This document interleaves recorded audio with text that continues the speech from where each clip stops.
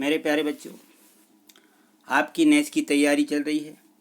इसकी तैयारी के लिए राज्य शासन अभ्यास टेस्ट पेपर भेज रही है, जिनका हम अभ्यास कर रहे हैं और उनको अच्छे से समझ भी रहे हैं।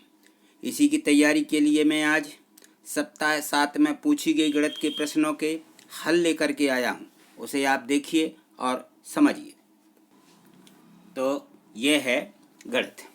इसमें निर्देश दिया है कि प्रश्न के नीचे दिए गए विकल्पों में से सही विकल्प चुनकर सही उत्तर की तालिका में लिखिए। इसकी एक पीछे तालिका दी गई है, हमें उसको इसमें से लिखना है कि हमारा कौन सा option A, B, C, D सही है। तो सबसे पहले देखिए, यह है प्रश्न क्रमांक 1। इसमें लिखा है 0.9 सेंटीमीटर का मान क्या होगा। तो 0.9 सेंटीमीटर, अब दशमलव के बाद एक ही संख्या है, तो ये हमारा क्या होगा भाई। इसमें हमारा 10 में से 9, तो हमारा ये 9वां भाग हो जाएगा 10 का। तो हम इसको कैसे लिखते हैं, इसके लिए लिखते हैं 9/10वां, यानी 9/10वां ऐसा लिखते हैं, 10 में से 9। तो ये हमारा 9/10 सेंटीमीटर इस प्रकार से होगा ये। तो अब देखिए किस में दिया गया, ये दिया गया हमारा बी में 9/10 सेंटीमीटर, क्योंकि ये मिलीमीटर में नहीं है। मिलीमीटर में यदि होता तो जैसे मान लीजिए यहाँ पे 9/100 मिलीमीटर लिखा है, तो मिलीमीटर जो होता है सेंटीमीटर का 10वां हिस्सा है, और मिलीमीटर के यदि हम 100 भाग करें तो हम अपनी नंगी आंखों से भी नहीं देख पाएंगे। तो ये नहीं हो सकता। और ये सेंटीमीटर मीटर में दिए हैं, तो ये भी नहीं होंगे, क्योंकि ये हमारा 0.9 सेंटीमीटर था, इसलिए ये सेंटीमीटर ही होगा।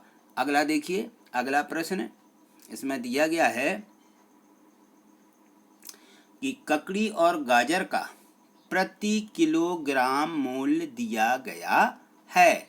तो अब देखिए, ये इसमें प्रति किलोग्राम मूल्य ये दिया है, ककड़ी का 18 रुपया प्रति किलोग्राम और गाजर का 13 रुपया प्रति किलोग्राम मूल्य है।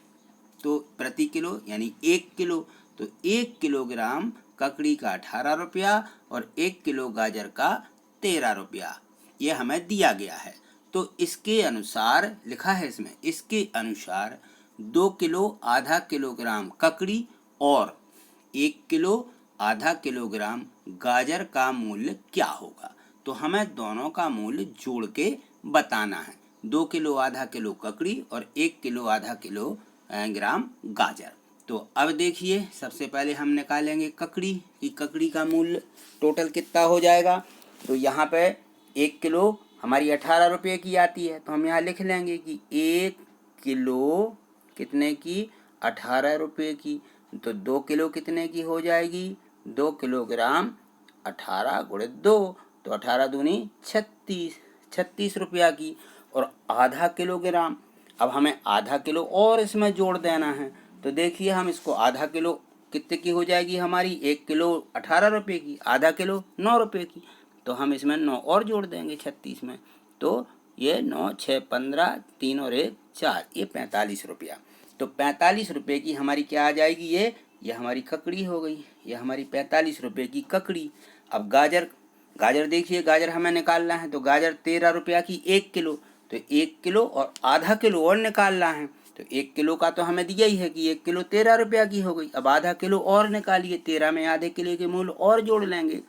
तो 13 में आधे किलो की निकालेंगे, तो हम 13 में 2 का भाग लगा देंगे, तो कितना आ जाएगा ये देखिए कितना आता है, 13 भागे थे 2 लगाइए, कितना होता है, 2 6 12, यहाँ बचेगी 1। अब हमारा यहाँ पे भाग नहीं जाता, तो हम दशमलव बढ़ा लेते हैं और दशमलव का यहाँ शून्य रख लेते हैं। तो 2 पंचे 10, ये 10, ये आया है 6.5 रुपया। 6.5 रुपये को हम 6.50 रुपया लिखते हैं। तो 13 में 6.50 रुपया और जोड़ देंगे, तो जोड़ लीजिए कितना हुआ, 6.50 रुपये में 13 रुपया और जोड़ लेंगे, तो ये हमारे 6.50 और 6 और 3 9 और 1 का 1, ये आ गया हमारा 19.50 रुपया। यह हमें 45 रुपया में जोड़ देना है। तो इसको जोड़ लीजिए 45 में। 19.50 में हमें 45 जोड़ना है। इसके आगे दशमलव के बाद शून्य शून्य है, दिए ही नहीं है, तो ये हो जाएगा 0 का 0, 5 का 5 और यहाँ दशमलव। 9 और 5 14, हासिल 1, तो 1 और 4 5, 5 और 1 6, ये आ गया हमारा 64.50 रुपया। ये 64.50 रुपया किस में दिया गया है? ये हमारा दिया है ऑप्शन डी में। तो डी वाला उत्तर हमारा ये सही है। तो हमें इस प्रकार से इसको निकालना है। अगला प्रश्न देखिए, ये दिया गया है प्रश्न क्रमांक 3। ये प्रश्न क्रमांक 3 है। प्रश्न क्रमांक 3 में देखिए, छायांकित भाग का दशमलव में मान क्या होगा? तो ये जो छायांकित भाग दिया गया है, इसका हमें दशमलव निकालना है। तो छायांकित भाग के लिए यहाँ पे किसी एक वस्तु के 4 भाग किए गए हैं, जिसमें से एक छायांकित है। तो हमें इस एक छायांकित वाले भाग को निकालना है। तो हम इसको लिखते हैं कि ये होगा हमारा 1/4। 1/4 है। तो अब 1/4 को किस में बदलना है हमें? ये दशमलव में मान क्या होगा, हमें दशमलव में निकालना है। तो दशमलव में निकालने के लिए या तो हम 1 में 4 का भाग लगा देते हैं, या ये किसी वस्तु का 1/4 है। तो जैसे मान लीजिए 100 का 1/4 या 10 का 1/4। तो इस प्रकार से हम इसको निकालते हैं। तो 1 में हम क्या करेंगे, 4 का भाग लगा के देखेंगे किस प्रकार से। ऐसा पहले 4 का भाग लगा लीजिए। तो 4 एकम नहीं जाएगा भाग, बड़ी संख्या 4 होते हैं, तो हम शून्यवार भाग दे देंगे 0। तो 4 शून्यम, यहाँ 0 आ जाएगा, फिर बचेगी हमारी 1। अब भाग नहीं जाता तो हम यहाँ दशमलव रख देते हैं, यहाँ 0 उतार लेंगे। 4 दूनी 8, बचेंगी 2। इसके बाद हम 0 बढ़ाते जाते हैं और ये 4 पंचे हमारा आ जाएगा 20। यहाँ हम 5 लिख लेंगे, 5। तो ये हमारा 0.25 ये आ जाएगा। तो अब हम देखेंगे ये हमारा 0.25 किस में दिया, ये हमारा दिया ए वाले ऑप्शन में। ऐसा निकालते हैं। और दूसरी विधि है कि हम देखेंगे कि 1/4 है।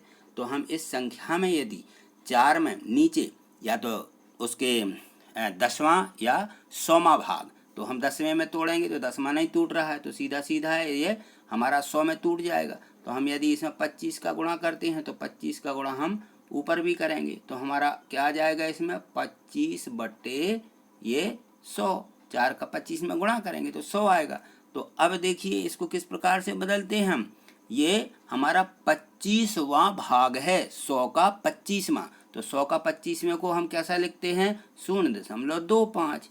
तो इस प्रकार से भी इसको तोड़ सकते हैं, तब भी हमारा उत्तर ए ही निकलेगा। अगला प्रश्न,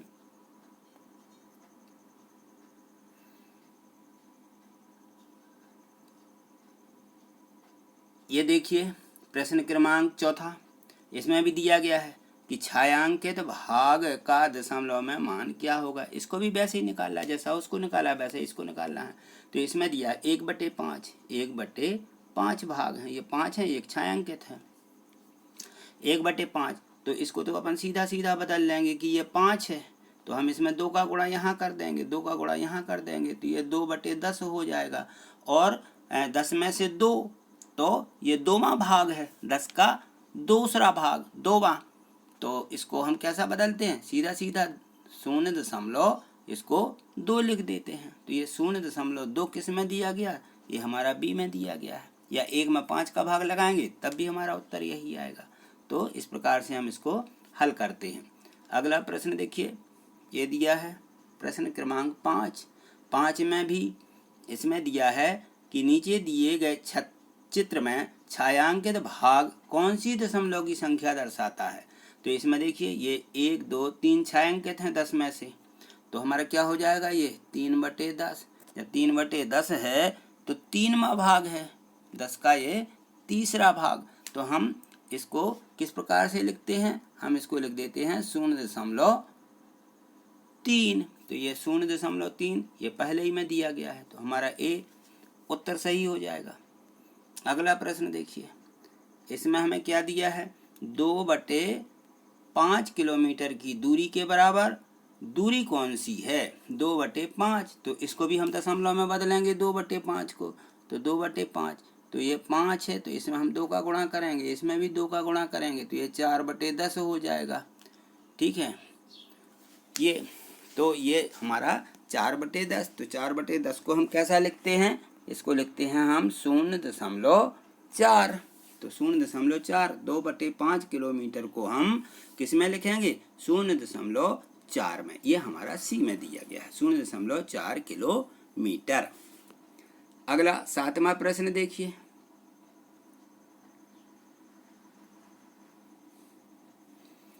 इसमें है कि किस घड़ी में दो सुइयों के बीच बना कोण समकोण के बराबर है।